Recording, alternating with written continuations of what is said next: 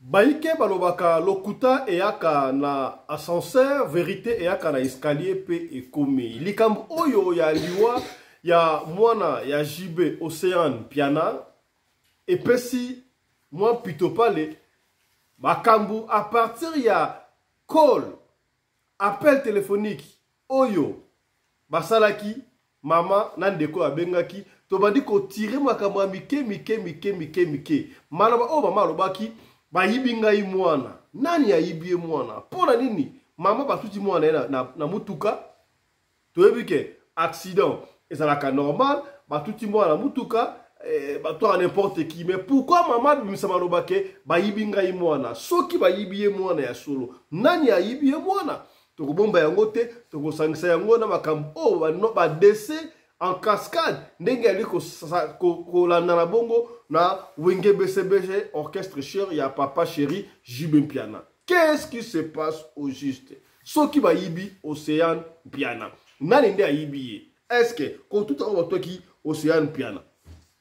Est-ce que mutuka wana ezali mutuka ya solo to ezali mutuka invisible na bamboka lokola France lokola ba Afrique du Sud ba Belgique c'est rare ba tout en mutuka chauffeur akima pe amona na te yaya tokokena makambo oyo na dévolé voilà yango tokosola awa na émission ya lelo. D'ailleurs le journal Le Parisien est commis boy vers Saint-Denis une femme de 27 ans meurt renversée par une voiture qui a pris la fuite.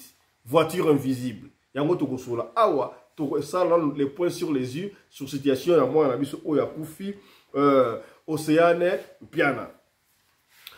Mbote bandeko walandi ya radio loko télévision bisika nyosto boswami. Merci na confiance peu fidélité.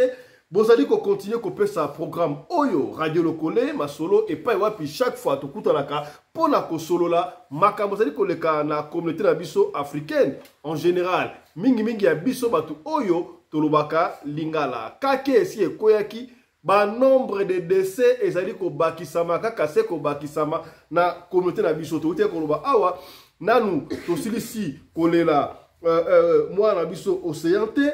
Alors mama boli lisusu autaki kotika biso yaya mama boli atiki biso nanu kutu to silisi ya mama boli te epesi mbilinga mbutu teoki lokola président ya Seni il serait aussi mort ngoimulumda na prison ya Kananga. Est-ce que c'est vrai ou c'est faux? Et ba décès ezali ebele. Alors on signale encore décès ya Miss Zahir. Miss Zahir, maman Oyo, à l'époque, bien sûr, qui jeune fille, qui Miss Zahir, à quelqu'un qui représentait Congo démocratique, na Miss Universal. Et c'est là qui en 1970. Maman Wana a Tikibiso. Je crois, tu connais Sabino Yango na émission Ekoya. Comment ya maman, c'est là qui maman Honorine Ombai Mukuta, voilà. Maman Honorine Ombai Mukuta a Makibongo Miss Universelle et pas Yamida qui a gagné Mindele au Sakanate. Maman a Sidi Koti Kabiso. À l'époque, elle était encore jeune fille. Yewala Bomoni, Miss Zahir. Maman Oya Koufi, son corps, et ça on a qu'à mort. Donc on a moyen pour la recounder maman Miss Zahir. Là à l'époque, très jolie maman Oyo. Alors, Ye Oyo, Nandenga ki maman a Tikibiso. Donc, tu es Kundaye, on a moyen pour la Rokunda Maman Oyo avec tout les honneurs possibles. Voilà. Il y a tout que la makambu ya mwana ya JB Piana. Et peut se ngai mutu ko soya ko sakanate. Baike baiko loba. Liwa ya mwana ya JB Océan ezali normalité. Et tout qui miteme ya batu. To mona ki yango liboso normal kasi quelque temps après, toi dis comment on a yango normalité. Na ebité awa, na uti kotanga na bino na bandeli awa na journal Le Parisien, journal français oyo ba lobi makambu oyo ya mwana oyo liwana ye ndenge e salemi. Na kotanga yango tokozo yango na dévolé. Parce que vous biso to ngala kozo information la source de ça ki bino soki tozo information tokozonga poto ya ko sinade bino. Côté oyo ba tuti Océane un Piana, oui c'est vrai, à Outaki Jim, na ba 22h à Zoko Katissa, pour que les gens tout canaï d'après explication. Côté wana lobby est un côté très dangereux. Alors, tout le monde les amoulaïs, c'est la canson cynique, bah chauffeur rebelle, bah boya ka comme ça la détour, bah lingaka, bah tourner, ça c'est interdit pour la raccourcir chemin. Alors, qu'est-ce que moi je vais faire ici? Tout à l'heure, nous journaux parisiens, ndenga lobby, tout ça on a dévolé. Ndengue officiel, ndengue moko ya biso ba congolais. Oyo journal parisien de Ekomi, à ce qui concerne tronçon on a parti Oyo Océane à Koufouakouimboui. Vers Saint-Denis, une femme de 27 ans meurt renversée par une voiture qui a pris la fuite. Voiture et Kiminano. Oui, c'est vrai, surtout tout Moutou, Kima, le pays développé, ça a un peu difficile, tout à Moutou, au Kima, Ndengouana. On va continuer. La victime est décédée après avoir été percutée par une voiture vendredi soir sur la route de département RD 306 à vers Saint-Denis, Sainte-et-Merne. Voilà. Le véhicule a pris fuite. Une enquête est en cours. Voilà. Zéla est très dangereux. Je continue, je prends des grandes lignes.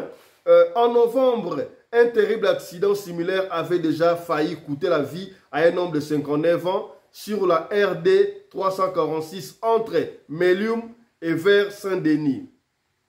En début de soirée, ce jeune retraité qui marchait dans ce secteur avait renversé la 2x2 voie située en forêt des Bréviardes. Mais sur ce tronçon limité à 90 km par heure, il s'était fait percuter par un véhicule sur la voie la plus à gauche, voilà, dans le sens similaire en Saint-Denis. Voilà. Ici, on explique quand même exactement, pas seulement moi, en abisso, la tronçon, et ça vraiment un risque ébélé. Je prends ma grande ligne, nationale le Parisien. Un dramatique accident se produit sur une route de département de Seine-et-Marne.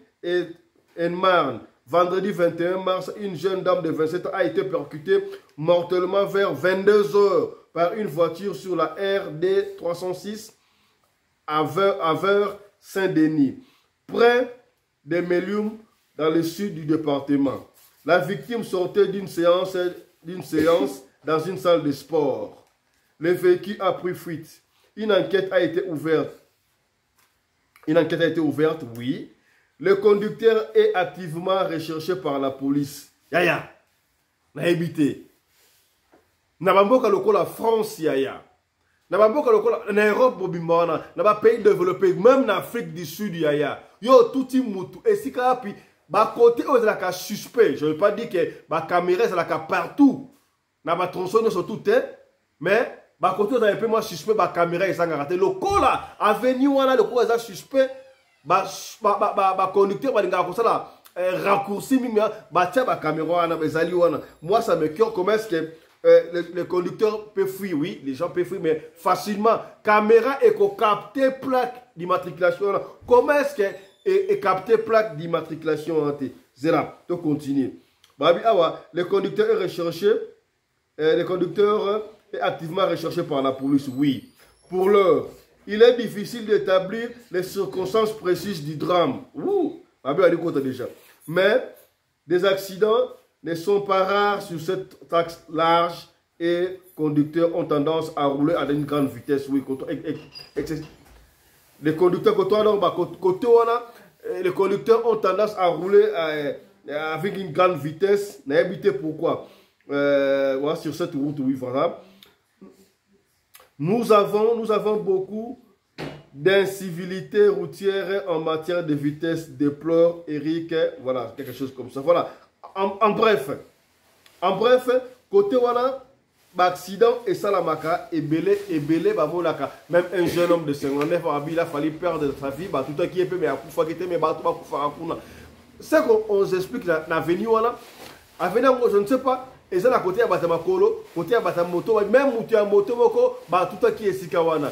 Alors, Batubalinga, comme ça, la détour de la venue, Pour ça, moulaï, ma préférence, ça dit des tours, voilà, va contourner, après ça, qui va activer, ça, là, trop. Mais moi, on a vu sur Océane Piana, à vous la séance, il y a sport à 22h. Il y a un mot qu'on fait dans Canada. Vous savez, ce qui m'a belle, il faut qu'on présente. On a évité ce qui Océane Piana, à chaque fois, na Erwana, 22h pour ça, la gym, mais 22h c'est un peu tard, à moins qu'ils aient là.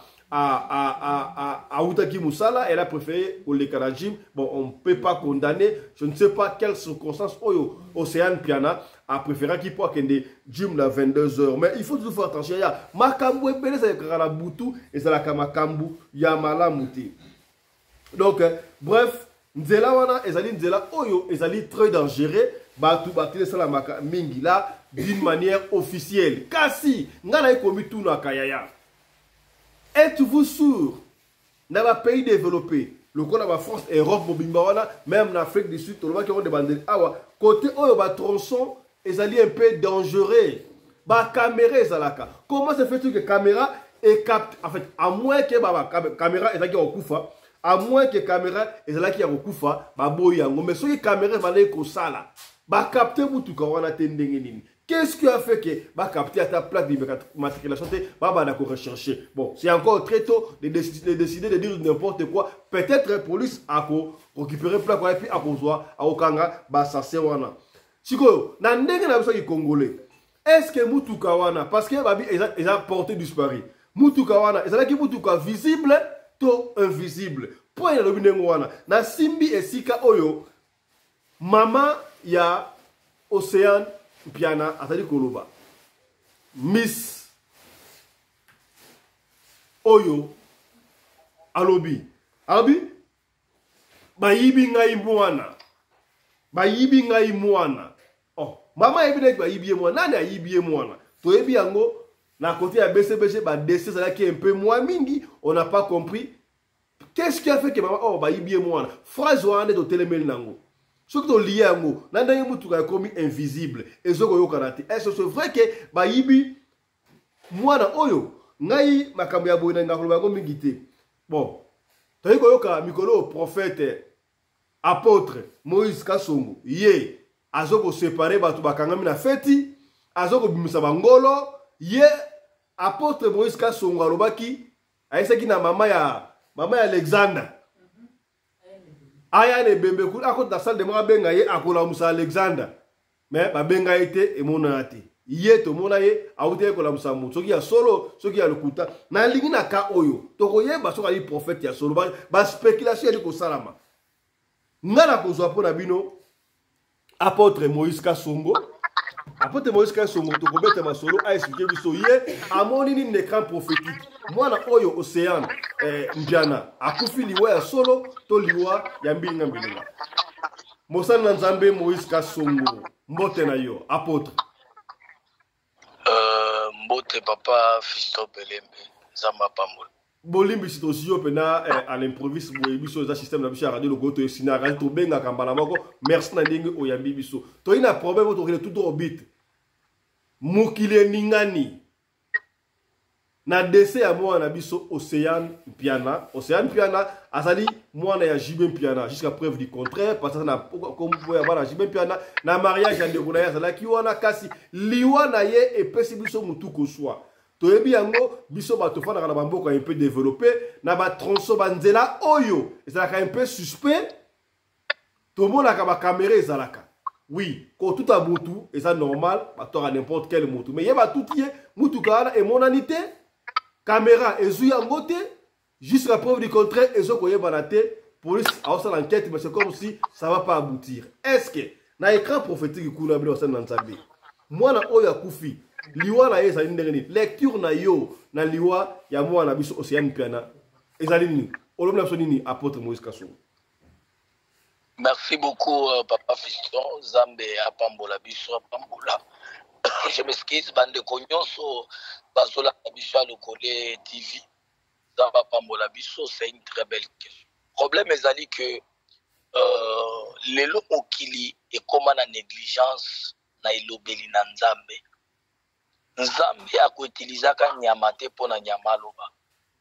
à part Nyamaputa balamo ya loba mais na mondo bato bazali kobika nzamba etiza kaka bato pas même un message toloba message avant Séguin Mignon akufa moi l'apôtre Moïse na sakolaka na lobi Séguin akokufa eliwa ya Séguin eza liwa ya sacrifice bato batiaka tembe après moment Séguin va faire voyager et l'autre perdra Séguin. Et Nathan ya Séguin na lobaki nazomona esprit ya sacrifice na orchestre na libota na orchestre ya BCDG. Il fallait JB aluka basala nzambe ya makasi parce qu'il y a un esprit de sacrifice élevé.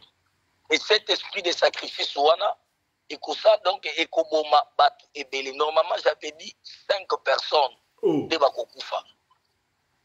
Ba image ezali beaucoup na chaîne nanga okomi Moïse Kasongo TV ba image ezali ba émission et l'Obama ezali l'apôtre Moïse avait déjà prophétisé sur ça et le lot monde après Séguin Mignon to komona sous le makufi batu babenganga yo tu as raison on croyait que ce sont des blagues les lots sous le makufi après sous le makufa tozoka que mwana na ye moko propre ya Jibempi anakufi.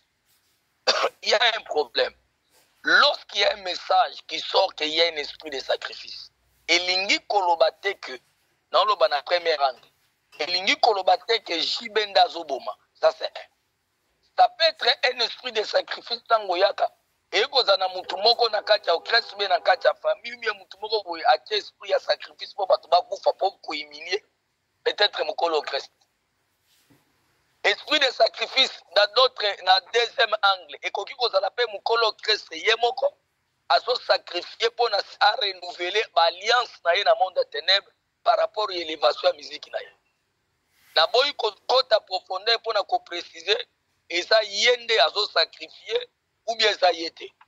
Na boy kota na profondeur mais à un langage prophétique na mutoza na molimo. Yanzambe ko comprendre ni nezoleka. Parce que soki kaka na mwana oya kufite. Nasom il faut bakoka 5. Nasom na sous 2 personnes batikali o bakokufa ba mo sibi. Na kati ya BCG. E kozalaka na mutu ya ndeko na biso papa chéri Jibempi. Donc c'est quelque chose qu'on avait déjà prophétisé, quelque chose qu'on avait déjà parlé. Et ce qui tue les gens ils avaient que batu ba comprendre na retard. Tango ikokisamia prophète alobaki. Tango kokisamia prophète alobaki et tango prophète azoloba moyen batu batosama loba prophète ezate. C'est ça le mal ya biso africain. Mais est-ce que vous dites on que mwana oya kufi mwana na biso océan mpiana akufi na liwa normal te mutuka oyo tuti wana ezali mutuka invisible. Non non liwa ya mwana wana nous tous on a vu ça là on doit être clair. Au moins que Moutaza la prophète était ou bien un vrai prophète ou azana œil prophétique azana dimension ya voyance parce que un voyant parce que Moutaza na dimension ya voyance aza différent d'un prophète parce que prophète asozela nzamba loba ndepona ya loba mais un voyant asela kanzamba loba te lorsqu'il regarde quelque chose il peut voir il peut localiser de voir quelque chose tu vois. Biso toza bato nzamba sali biso grâce ya kozala tozala pe na don de voyance c'est-à-dire tomonaka le fait de voir la photo dans le monde spirituel j'avais déjà vu la fille a été sacrifiée depuis longtemps c'est-à-dire abandi kotambola l'esprit des morts l'esprit des morts wana ekotaki depuis kala je vous donne d'abord le signe nana zalaka na BCBGT na famille ya JBT mais boluka bo tunisa na année 2024 mwana wana arata accident année utoleka botunisa kaka na famille ya mwana wana na baninga na ye na 2024 année leki arata accident ndenga zawana c'est-à-dire esprit de mort na ye bandi lelo te c'est-à-dire abanda kotambola déjà l'esprit de mort depuis kala botunisa abanda kotambola déjà l'esprit de parce que 2000 année passée arata accident.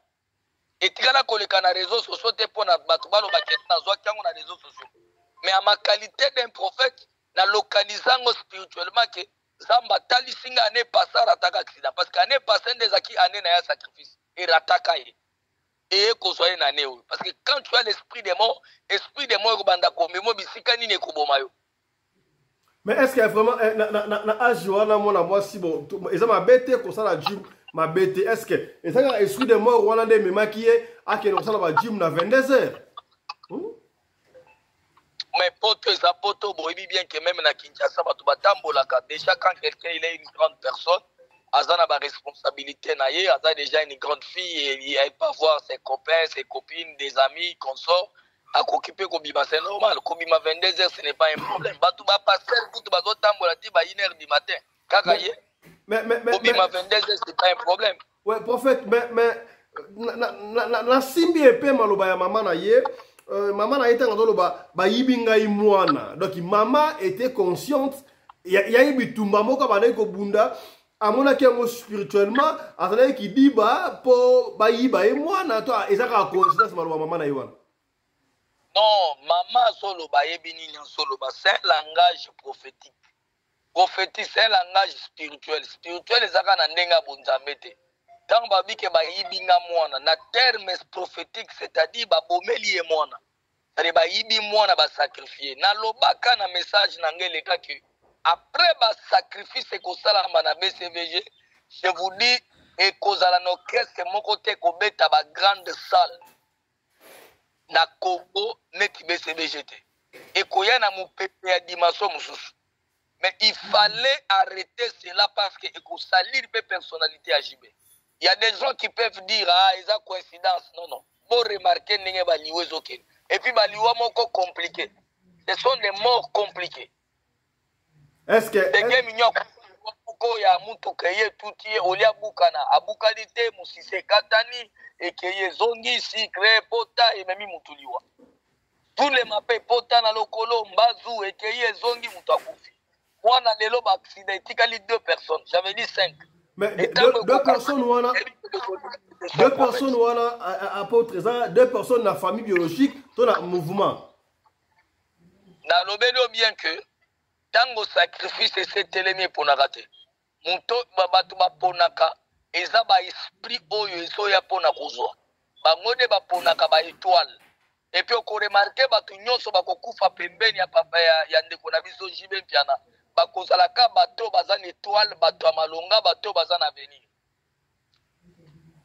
Bon, qu'est-ce qu'on peut faire maintenant? Est-ce que sacrifice yango ko orchestre yemoka yebi soka yebi c'est bon ndenge na yeme soka yebité comment est-ce qu'on peut arrêter hémorragie oyo? C'est ce que j'ai dit que il y a d'autres choses que je ne peux pas dire ça à la télé parce que mokil mobimbezo landa. Je ne peux pas confirmer que yenga yebi soit à yebité. Mais dis-moi ce que moi je peux dire c'est qu'il y a un esprit de sacrifice mutunyo soit pembeni ndeko na biso jibe piana asala na vie de prière soki asambelaka akanga nzambe soki aza na kindoki akendo bakisa so kindoki mususu ekoma makasi soit aza na kisi abakisa so kisi parce qu'il y a un esprit de sacrifice. Tango esprit ya sacrifice etelemi epona c'est-à-dire ekipakate okokufa na eloko moko oyo eberite te. Bon. C'est-à-dire eloko moko boye soki ekoyeli okei. C'est-à-dire esprit moko etelemi. Et puis bato bakobando keneka bato ya malonga bato ba na chance bato ba na avenir parce que bango nde ba esprit na bango ekosalela orchestre musala. Donc vous voulez dire que moi na biso Océan piana azana itola makasi yango ane ba réussir mais moi na ngo azana ki moi na prière abana ko yemba na église comment fais-tu que nzamba permettre je peux t'informer la fille là elle avait une grande étoile plus que bana nyonso shiba bota même na mida. Mais azalaki chrétien abana ko yemba musique chrétienne église alors c'est la nzambe nzamba permettre makambo neni. Mais c'est pourquoi le diable lui a choisi. Il y a un problème. Prier, ce n'est pas avoir une grande spiritualité. C'est pourquoi comme on est en dokimusu, ça va dans la dimension spiritualité à ma casse, collègue pasteur, pas bomi pasteur. Le que soit bon église, j'en profite pour parler. Batu balingi makamwa nzambe me balingi kotanga spiritualité te. Batu balingi makamwa nzambe mazoli tinga molimo te. Domoni lelo bato ebele ba église ekoma limité. Okuti pasteur asali service a bouger apelisi ba moto ba benyango magie. Ok na Bible ba réalité za. Okuti pasteur asengi mungu ba benyo biso do sela ka mungu ate. Mais comment besoin d'imela ça, mais besoin d'imela ba service prophétique n'a été? Parce que la fille, elle chantait oui, elle servait Dieu oui. La question maintenant est que, est-ce qu'elle avait quelle dimension de la spiritualité il y a qu'on résistait devant le sacrifice à Makila? Voilà, parce que apôtre sacrifice Moïse. À Makila est plus fort que le sacrifice à Libanda. Et voilà, puisqu'on compte la dimension spirituelle, voilà Moïse, prophète Moïse Kassongo, apôtre, ça me pense en Afrique du Sud, que vous allez en Afrique du Sud, dans Johannesburg, pour la convention, il y a journée moko, il y a les 29. Ça se passe comment? Est-ce que Okoya est solo et que ça la mandenge nini, bah quoi comment on a nini, nous surtout on a, bah ça la besoin de message c'est pas là-bas en Afrique ici, voilà dans ce cas. Mais déjà, les 26, les 27, naza déjà en Afrique du Sud. Les 27, bon. Les 27 parce que n'a sa date précise. On a parce que bando qui basé belé. Batemo batamitema mabe. Les 27 déjà en Afrique du Sud.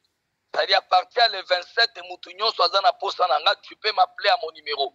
Mais rendez-vous à ne pas manquer, et ça les 29. Parce que les 29, aussi, salles, je pense qu'au coach affiche, au coach a adresse aux salles les alliés pour na batubaye baba na nyonso Afrique du Sud, quelle que soit ville nyonso zali baya. Ça dit naza na consultation prophétique. Peut-être yo landaka potre Moïse na mutika. Ko ya kozwa ni sakoli ya pembeni, li sakoli ya fara. Oyo kanenge nzamba lobaka. Soko pa nazo annoncer na ba papa. Soko moni mwasi na boy koya na yo place nga naza se katambola kekubo. Parce que li sakoli na nge ratakate. Tadinga soko tambola ke ko oyena mobali na yo na kopanza na koloba vérité na kobombelo kote mobala tambola ka mabe na koloba vérité na kobombelo kote tadina za prophète oyo na ye na vérité na kati ya message prophétique nanga. Donc ba papa ba maman ya Afrique du Sud mobimba ya na lingi journée wana le 29 koya yo mokote papa koya yo mokote mama koya yo mokote oh non na quelle église abisute yakana papa yakana mama toko yeba sikoyo nani akosaka muninga kozanga te le 29. Donc consultation prophétique Irobanda à partir de 7h juste ti 14h30. Consultation prophétique nangeza gratuit. Eza teneti français tatouake poto ache $300. Pona ole kana consultation. Yangeza gratuit batu babanga parce que batu bakomo benga ngo papa ekokoma ya bambongo te ya ebele yebisa biso déjà montant. Nde na profiter kutu kolobela batu ke ngai consultation eza gratuit. C'est-à-dire nazo sakolela yo gratuit. C'est-à-dire sans que opesa mbongo ya prophétie. La prophétie est gratuite. Au moins que s'il y aura des services à faire, wana esenga kabofran esenga makam. Mais consultation oyo kanza menzambo orienté on a pas problème aux anango, c'est gratuit. Oyakano sukolama il a bien ça parfait parce que na linga sola malam. Oye na yambi oleki na consultation. D'abord mutali boso na kobando sakoleleza yo moko journaliste. Allô? Dans le consultation est gratuit. Donc, on a 7h30 ti 14h30. Yes. Donc, dans la salle, il y a l'église Jardin d'Éden, il y a apôtre Charlie Moubia, la boya et belé, na Betrams, et puis Moïse Kasson, Obolukara. Bino Batubo Fingaraye, oh faux prophète, oh ça yaya. Azoya en Afrique du Sud, face à face, de 7h à Tongo, ti 14h. Après, na 15h, donc, na 15h, Sikoyo, et qu'on a délivrance, na prophétie, na public. Beaucoup de monde a au miracle, on s'en kati, na Mosali, na Nzambe, na souka na ngwana, de 18h à 19h. Yaya, soirée beaucoup la boîte en seka. Moutuna, à cause on a ça à fou na yé. La coca, la batou, basaki à fou, surtout ma veuve. Bato batumbaki wenze ya Gambie l'Afrique du Sud parce que kokoma nanga le Seigneur m'a dit na kosala don ya basaki ya fufu na ba maman donc na kokaba fufu en Afrique du Sud. C'est tout ça je le fais pour annoncer aux gens que je ne viens pas chercher l'argent en Afrique du Sud mais nous venons pour annoncer la bonne nouvelle. Bonne nouvelle toki ko annoncer ngo na koteya to annoncer ngo pe na kokabela batu biloko kolia kosunga pe bato bazala ngati ya difficulté. Mais normalement, batubaya parce que l'eau laissé fongami pour la moutounios. Merci beaucoup, Moussali. Hein? Zama Pambolo, papa. Au revoir. Voilà. Autre chose à présent. Yaya, naoki apôtre Moïse Kassonga alobi makamoko dimension moko boye. Yango pena lo bakango moko yaya. Oui, c'est vrai. Tokosa na ba divergence moko lingi mutu te mais simba ka baka moko mbale ba musuba lo baka. Ngapela lo baka yango yaya. Baka musuba makamako négliger te. Tana baka recours à l'authenticité. Nous devons valoriser ba valeur ancestrale la biso. Le ko na makamako purifier. Il faut se purifier des fois. Yo ozwa kombo moko ebite kombo ani opesi mwana kombo mutu wana o na pesi ye kombo ya ileki na nga na pesi ye kombo noko akufaka ndenge nini noko akufaka na accident te akufaka na mbeli te ozwa kombo mutu bongo na mbeli opesi mwana pa akufa na mbeli tosalaka attention likambo ko oyo prophète autu koloba aso prophète Kassongo Moïse Kassongo ezaka ba ma nzema ndenge nini Kassongo ye mobali na ngai. Alors, il paraît qu'Océane Piana a raté un accident en 2024. Il a habité bateau proche, ça a raté un accident. On ne sait pas. Les Kambo et Pessenga Moutou que soit Makambo et Koloba Moutou que tout est Moutou. Et puis police a dit que non. Le chauffeur a pris fuite. Il est recherché par la police. Et a venu la caméra exatée. La zone de Komo a essayé de venir la caméra Ezali. Et c'est la moins difficulté, mais dès qu'on a ce benga pour à côté expliquer awa la monine de Kouana, c'est comme si Aza vraiment na ligne de tout Aza peut être ça. Aza expliquer ça très parce qu'il a et si qu'un accident salami et si que bah tout qui Océane Piana donc yenda kuna ezaka awana donc sera mise longibu ya somo le sika wana mais tant va tout qui est à cela quitter mais côté wana ayebi j'avais même dit que est-ce que moi ça au film là ça si quand on a été au tinde tout là ça va ndeko c'est pas moi donc to benga awa mais ndeko peut-être ça na kayu moi ayamba ezate makamba mituka invisible oyo ya to mona bakabebele to mona bakabebele na bete la bino du solo moko bien ba to ba yike na bete du solo na bete de ba solo moko na esaka bino mwana ya alagi mwana ya Kimbau kia Kimbau o azaki na France abala mwasa mundele abima boy abosala passeport na yeso pe do ki na palais carte de résident na ye bambila bakanga ye bakenda na ye na aéroport checking ma ba buaka ye abima na toilette na Kimbau na beta lisolo mususu awo ya bambila bazaki bambila ya normal te bambila ya kindoki to bandingo wana to masolo oyo pe ko moi suspect muke parce que ndenge apota lobia efungoli moi esprit moi nam. Ah, papa Fiston, on a dit sur la porte Moïse dans la chaîne. Ah, tu vois qu'il déjà y a des escrocs dans la caboye. Non. Dans certaines circonstances, vous avez besoin de n'importe qui. Oh, il y a la chaîne du peuple, la chaîne de votre référence. Ce qui est comme salami et que tout le monde est moutou intel. Ne a pas expliqué ça. Tout le monde a droit à combien de moutou na yena nous awa et expliquer ça pour te comprendre. Voilà, c'est ce qui fait la différence entre biso radio le collé na batu mususu. Na beta les sous solo moko boyaya vous se rappelez ça peut que la chaîne na biso et ça la na Lubumbashi ou en tanchi ba kunda ndeko ngoni soki na Lubumbashi et ça kana deux immeubles mon voisin et tellement beau parce que oh Lubumbashi ça ba immeuble Lubumbashi ba immeuble ça la raté quand mbalo et telema na yebi so batonga misusu tango akufaki ba kei ko kunda ye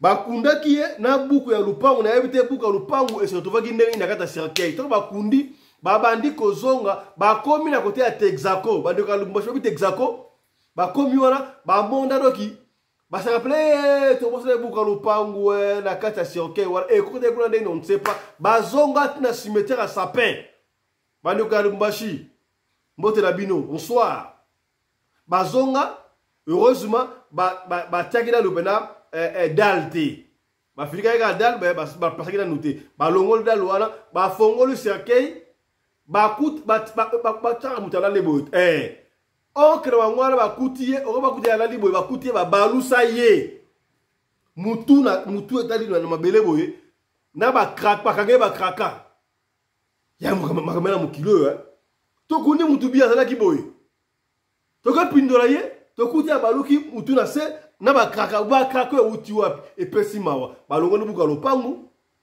bazongisha na position normale na bagan ba fini ki bakangi cercueil batie wana babandi kokende batie siko batie ciment babandi kokende tangu bakoma na Texaco bayoka penano ki kari ya pulusu congolaise woo deux jeep pa police ya Congo kaka ni bafana kando deux jeep bocha pembeni jeep wa balobini yo biso mutu wana tokangiye ana ba problème ayeko samba bino boza banani bofongola ye bakraka o tokangiye bozonga kuna cimetière bokele bozongisa mutu wana ndenge ali bokangiye bakraka bozongisa na position o bokuti yesu note mabeko ya fimbu abete bakosakana te ya babalisa mituka bazonga tina cimetière à Sapin histoire vraie ya bazonga tina cimetière à Sapin à Lubumbashi heureusement Sima ezaki na makasi te ya wana balongoli bazwa oncle na bango bazongisa na position mutu na se na kraka wana beko bafiniki bazonga ale police wana a escorta bango ti esika na Texaco esika azwaki bango bokende tango police wali ko kende bango la police na sima bango liboso esalaka un clin d'œil moi qui dis bah mon qui va faire la police voilà ils a tenu bien les deux jeeps voilà on a plein imaginez-vous parce que c'est normal ce qu'on a maintenant mutuka oyo et tout moi la biso océan piana ça les mutuka normal on ne veut pas rentrer dans la polémique voilà sauf que ça dit sacrifice bon et t'as les biso tout ça la analyse nous sommes en train de réfléchir à haute voix et ça pas si mingi ya kosakanate ceux qui sacrifice toyokaki baiki balobaki yangono sacrifice koya même bana biologique ya JB machin koso et boyoki ndenge apporte lobi bazwaka mingi mwana oyo azali une étoile est-ce que mwana oyo ya JB Océane Mpiana eza vraiment grand oyo apporte lobi ke azana mwana azana étoile koleka bana na surtout ya JB ye pa na muta soni Zay mutu ya soni. Que son âme repose en paix. Yaya toyebaka. Spiritualité elle moko esungaka. Kaka na mémoire de l'idée yaya tobete masolo ebele na bete la bino lisolo mususu oyo ezalaka oyo ezalaka mwasi moko boya lokotaka mbongo alokotaka mbongo ngo basala ngo bazaka na chantier na mbal na ye chantier ngo maintenant aussi la détente moi ça suis bon voilà qui bah c'est ça chantier lobby na ngo ba mona ba policier ba ya ça ba na ngola ba beta porte koko to luka madame songolo kombo ba échappe kombo échappé ngai ba zo moi si wana ba kena na non to ça na besoin na ifa ke ne kosamba a ke ne kosamba wapi azwaki mbongo oyo zaki ayete mbongo ya batu moi ça le kota mbongo lota ba kenda na yeti na cimetière na pesa na komba cimetière basala maki na ngola mobali pa zo mutuka na alanda mutuka policier wana balati ya cimetière ba biotikala awa mutuka policier wana ekota na cimetière na ngola ekenda mobali azela moi ça bimate ti lelo moi ça côté la cimetière na mutuka wa police ekota. Donc c'est pour vous dire que il y a des mutuka spirituels de salamaka ba policier spirituel ya kindoki bazalaka siko moi ça me cœur et si ka oyo eza suspect tonandi na tangele bino comment que journal Le Parisien Ruby tronçon na eza accident liboso te eza la très dangereux papa moko ya 59 ans voulu mourir kuna kutu batutama na moto etale mesa la kamulai koto wana batu balinga ko sa demi tour te balinga ko suka te ko sa contour ka wana balinga na tangi yango so ngomo na ngo bien histoire wana ya nzela wana côté la journal Le Parisien ben expliquons très bien tout tangele déjà awa. Mais ce que nous accueillons dans le biango, mais comment se fait-il que? Comment se fait-il que? Et si quand la caméra zali, mutuka et tout mutu, plaque d'immatriculation, caméra zoyangote, caméra et mon mutuka wante, et comme il faut le mener, et comme moi suspect. Ce qui est lié à moi, n'andenge maman lobino, bayibinga mwana. Oh, maman, bayibi mwana, ndenge nini? Est-ce que asoro na ndenga nkuku na likamoko boy ayebaki nini oyebaki bayibie mwana tala kunseki tala kumamba Nayebi pa na bino sika boye honorable commandant Anderson Kongolo de Djobour, mon ami personnel, après ça moi avis na ye, moi analyse grave comme oyo. Ba tuti mutu ke kimi, police aye bazo lukaye bazo mona ete, caméra pe la kisi mutu ke le ki wana te, koto mama ba yibie mwana. Moi lecture wana. Na ndenga BCBG. Tozo réfléchir à haute voix. Bon, et ça la bitan Roger Ngandou a Kei Mikili. Est-ce que bato ba oloba, il y a quelqu'un na mission là. Ba na raison, ba na tort, ton nga epesi nga mutu ko soit. Na éviter honorable commandant Kongolo Anderson Djobour, yo moni yango ndenge nini, mon ami personnel. Mano bomboka yo.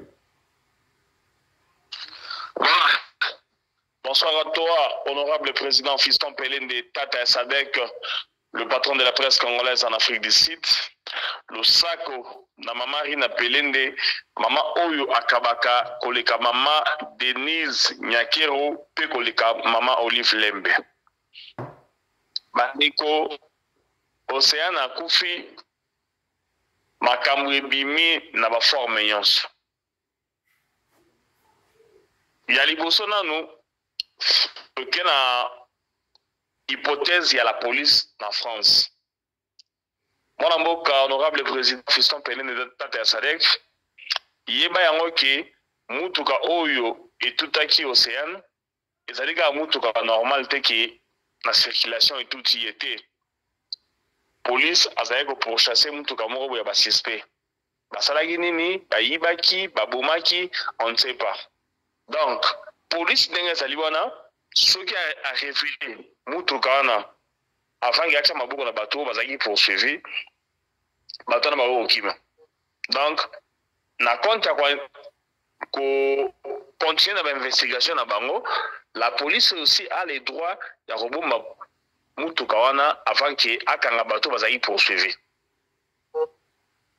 Donc eza na tribunal ba condamner la police parce que mutuka wana ezali na ba suspect na kati bazali kokima mbila yango bazwaki sans unique.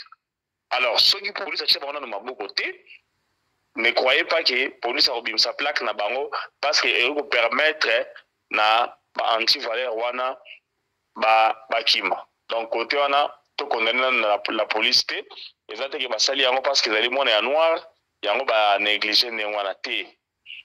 Bandeko na point la police tout la bango na se certes ba osala ba investigation soki bakangi bato wana bomona babimisa biso plaque ya mutuka wana na makambo na bango nyonso.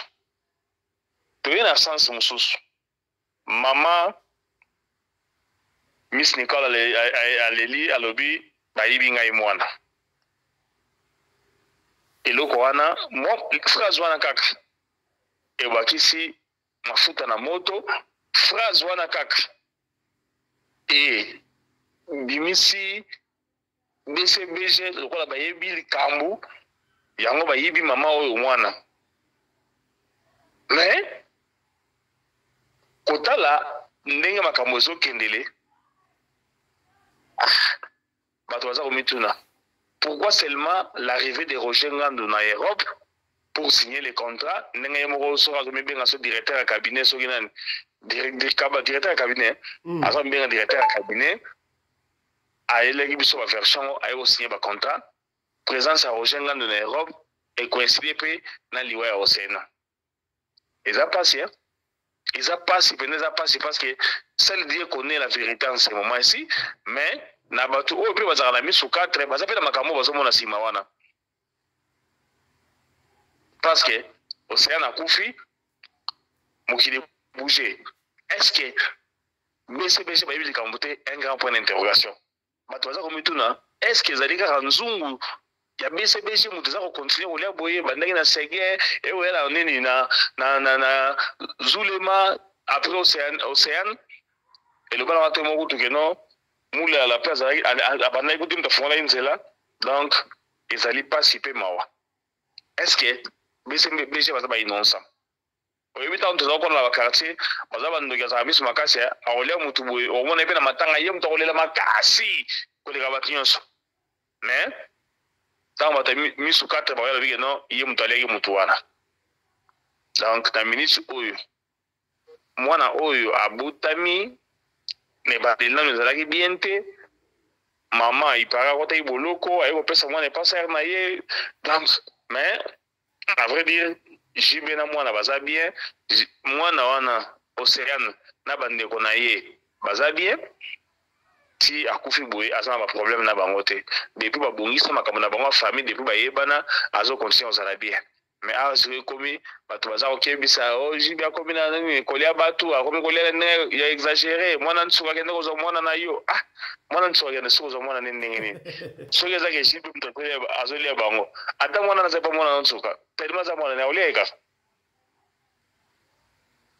Je ne sais pas si vous comprenez. Donc, exactement, non, ce que moi, je suis vendre pas na ende olia été. Attends, moi, je suis saqué pas moi, je suis. Ce que ça y est, me dans olia. Et qui va depuis que non, il faut aller 5 personnes. Et tu gagnes 2 personnes, na compte ta famille, moi, na compte ta orchestre, moi. Ce que ça que non, il faut aller à moi, je suis. Attends, moi, na qui pas moi, je suis. Pas olia. Donc, bah toi comprendre on est voilà. Et ça dossier mon robot très très difficile.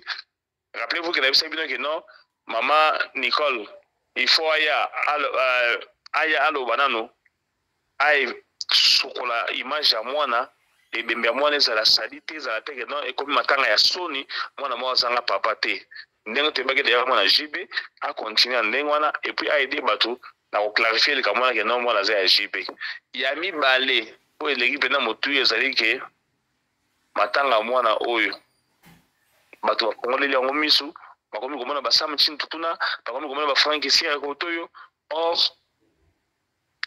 na image liboso mwana bimaki mwana JB tout ça on a ndenge wana to supportant mwana JB et vous allez peut-être bien ba caisse et vous allez moquer ba caisse na biso na français to ba so ba problème yo nini et vous allez moquer so to bito ba la msanga nyoso ne wana et peut de la JB mo peut avoir ta craquer mais maman ya mwana oyo langage ya bimisaki bayibinga mwana nani ayibi mwana bandeko na famille baninga na ye BCBG Sultan premier JP mpera ye moko mwana mboka Fiston Pelende un grand point d'interrogation mutayibi maman Miss Nicole mwana yemo mutayibi. Voilà. Très bien réfléchi, très bien dit, mon ami personnel, commandant Congo National Djoubou. On va s'arrêter ici. Pour le programme, il y a les 29. Rappelez-nous, et vous savez, voilà, le 29 mars, Oyo, na église Jardin d'Eden, il y a Thomas Charlie Moubiala, Oyo Samimbo, na Betrams, Bezva de Betrams. Milulu ya Kafu et Rosalama le 29 décembre, le 29 mars 2025.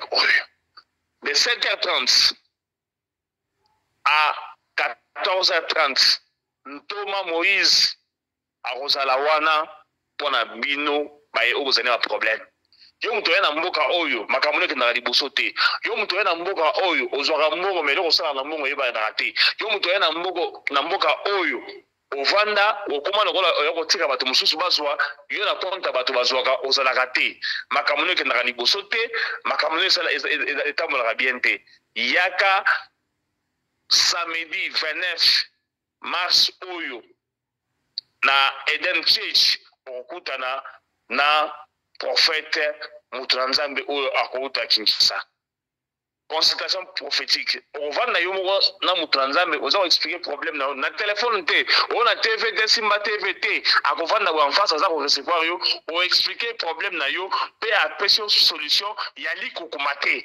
Pois ala bato mususu fona na sala ba cérémonie hote zelanga na songa na ndako na so mafuta na sala boy aya te oyo zali sur place ovandi Mutranzambe ayoki problème na yo avant que to yemo beto lisoli ya propre ya likukumate. Consultation prophétique et on a de 7h30 à 14h30. 15h juste, milieu de bandits.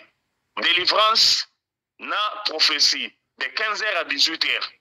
Yaka, yom tozali na South Africa. Ce qui peut qu'on avion na Durban oye, Cape Town, Yaka, okutana na mutu na Nzambe. Un homme puissant, mutu o Nzambe aza ko utiliser, akozala wana, toko bouger, ngwende ya Nzambe. Ngwende ya Nzambe faut kita, et ya ko pesa biso solution, na ba problème na biso. Tu as tout intérêt à roya, ozanga te, samedi 29 mars 2025 de 15h à 18h biso na nzambe tokobeta na nzoto nzambe fa pesa biso solution ya problème na biso na sima na yango 18h pile donc il y a fondation radio Lokole TV et kozala wana mama Rina Pelende mama oyo akabaka koleka mama Denise Nyakero pe koleka mama Olive Lembe alobi to sali la journée ya beaucoup la bonseka donc yaka wana basaka fufu kozala yele oye ozu mama obakisa ke no fufu okena ona parler bana bale fufu dans le calme na kimia pe na boboto nyonso nana koloba yoka yite ngawo naza koloba na yebisa kabelo toujours ko ezali intérêt na yo yaka na losambo après losambo okena na palais na mbadi na yo ya fufu wa masango journée beaucoup na bon seka ya agogo mama Rina Pelende atia la disposition ba mama nyonso me oyana milulu mukolwana baso basaka na ba fufu kozanga te parce que ngai moko commandant Anderson Congo de Djobu nazali wana il faut na ba rapesa que nga ba de fufu nazo na parler mama Rina ase alobi boya muto kozanga saka fufu a kozala te solution kozala na pona batu nyonso pe tout le monde sera content déjà Ntoma Moïse azawana abetaka batu lisaku koli ya likukumate. Merci beaucoup commandant Anderson Congo de Djobu.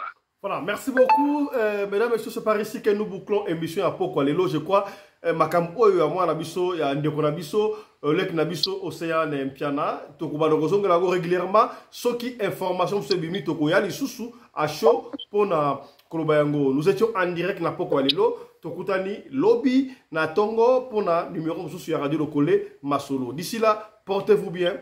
Santé de faire à tous hein. Chap chap. Et tara.